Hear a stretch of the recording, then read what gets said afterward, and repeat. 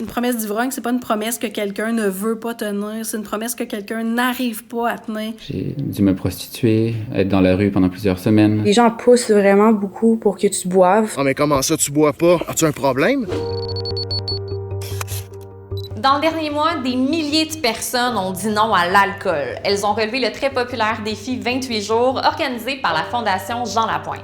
Moi, j'encourage les gens à ne pas boire d'alcool, ne serait-ce que momentanément, pour réaliser qu'on n'a pas besoin de ça pour avoir du plaisir. C'est beau puis c'est important, mais qu'est-ce qui arrive quand on réalise justement que le fun il est juste au rendez-vous quand on boit?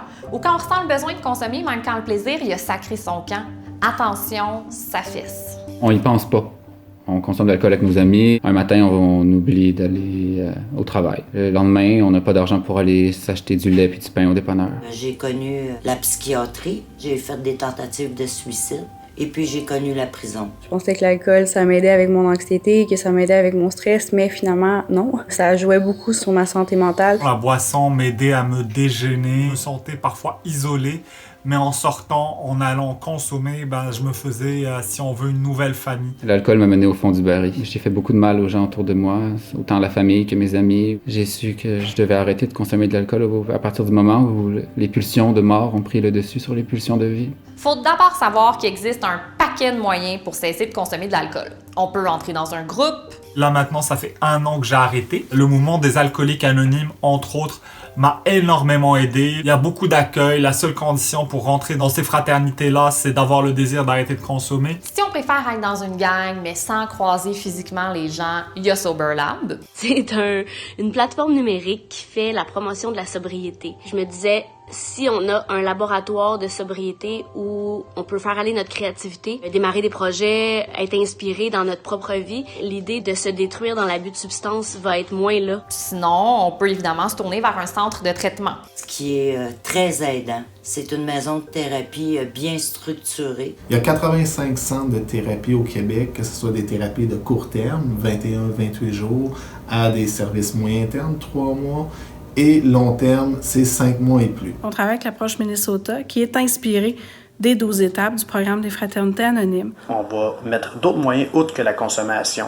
pour justement l'aider, cette personne-là, à mieux gérer ses émotions. On va explorer vraiment le vécu de la personne, identifier les déclencheurs d'un comportement nuisible. Les comportements que j'ai à travailler sont parler plus de mes émotions sur le moment même, travailler mon impulsivité, me prioriser et prendre soin de moi-même. Il y a des moments durs, il y a des moments plus faciles, il y a des moments drôles. Je pense bien m'en sortir avec de nouvelles façons-là, que des nouveaux outils que j'ai appris ici. Je connais bien la problématique parce que je l'ai vécu dans le fond. Quand j'étais adolescent, je suis tombé dans la drogue. Vers 17-18 ans, je suis tombé dans la cocaïne puis un peu plus dans la boisson. Aujourd'hui, j'en suis à 13 ans d'abstinence. Quand j'étais plus jeune, souvent j'ai eu besoin d'aide. On dirait que je me retrouvais pas tout le temps au travers des intervenants qui m'ont rencontré et qui ont essayé de m'aider. J'essaie de garder ce côté-là authentique et humain avec les hébergés. Ça me permet aussi de remettre un peu à d'autres ce que j'ai reçu. Ça demeure pas mal tout le temps une épreuve tough et pas nécessairement accessible. Les sources de revenus font en sorte que ça peut mettre un frein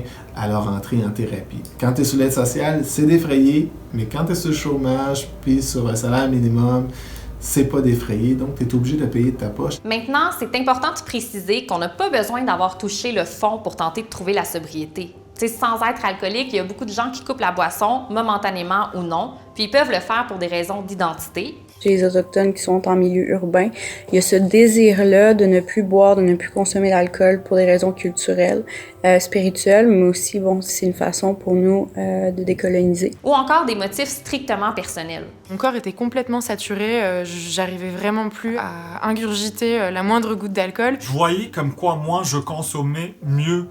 J'allais. Mais dans tous les cas, c'est fou comme on a de la difficulté à dealer avec les personnes qui choisissent de pas boire. Oh, prends-en juste un. T'es devenue vraiment ennuyeuse, mais profite de ta jeunesse. Finalement, ce genre de commentaires-là, ça en dit pas mal plus sur les gens qui les formulent que sur la personne qui fait le choix de la sobriété. Et ça illustre la complexité de notre rapport avec ce morceau-là de notre culture. J'ai pas de problème avec ça dans la communauté. Si j'étais avec des amis puis je dis je bois pas, ils sont comme OK. Mais en ville, cet aspect-là spirituel de la sobriété n'est pas totalement comprise. Les gens vont me dire mais pourquoi t'apprends pas à boire avec modération au lieu d'arrêter de boire complètement? comme si j'avais pas essayé. Fait qu'on fait quoi si une personne qu'on aime cherche la sobriété, peu importe sa motivation? Je laisse le mot de la fin à celles et ceux qui le savent vraiment. Les gens ont tendance à avoir plus de succès lorsqu'ils se sentent épaulés. C'est de montrer beaucoup d'empathie aussi. Une fois qu'on est capable de comprendre, on a écouté, c'est de référer les personnes vers les ressources nécessaires. Faut pas essayer de jouer ce rôle-là, parce que c'est une personne qui est proche de nous, puis on risque de plus lui nuire que d'autres choses. La vie, elle s'arrête pas à la consommation. Je suis au bout de ma thérapie, puis je sais que je vais m'en sortir. Je sais que j'ai des beaux projets, puis que je peux me rendre loin. Ça se fait un jour à la fois. Tout part de soi. Pour moi, ça marche. Une journée à la fois. J'ai toujours voulu que les gens autour de moi comprennent à quel point c'est difficile, que les gens me supportent, que les gens tentent également de cesser de faire pression pour que je puisse continuer mon cheminement puis toujours aller bien. C'est noté.